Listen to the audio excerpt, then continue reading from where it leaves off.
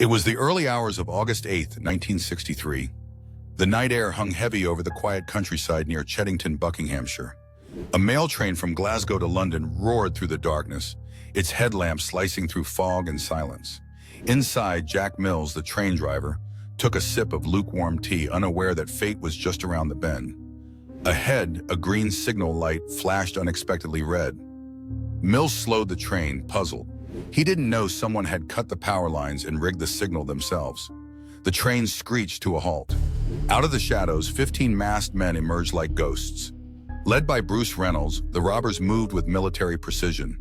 They weren't common thieves, they were planners, professionals, dreamers of a perfect crime. One man jumped onto the engine, waving a flashlight. Another climbed in and struck Mills on the head with a metal bar when he resisted. The driver slumped, dazed but alive. They detached the first two carriages, the engine and the high-value package coach. The loot inside, bags of old banknotes being sent back for destruction. Worth nearly $2.6 million, a fortune in 1963. With practiced hands, they rolled away into the dark, guided by their inside man's instructions. Every second felt like borrowed time. They drove the train a mile further down the track to Bridego Bridge, their chosen spot. There, under the cover of darkness, they formed a human chain, hauling bag after bag into waiting trucks. The sound of fabric brushing metal mixed with quiet, nervous laughter. $2.6 million, whispered Reynolds, eyes gleaming. We did it, boys. We actually did it. But one of them, Ron Biggs, looked uneasy. Too fast, too clean. Someone will talk. Reynolds smiled. Not if we vanish first. They drove to Leatherslade Farm, their hideout. It was remote, surrounded by fields. They celebrated with a champagne, counting the money until dawn. For a moment, they believed they'd beaten the system. Morning sunlight spilled over the farm.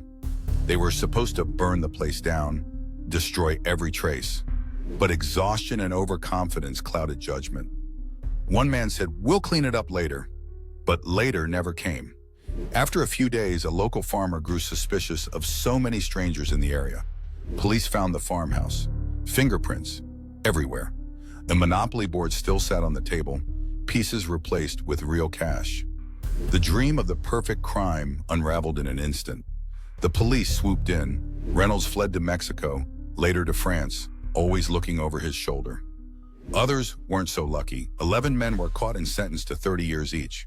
Ron Biggs escaped from prison and fled to Brazil, where he became a legend, living free, giving interviews, and mocking the British justice system.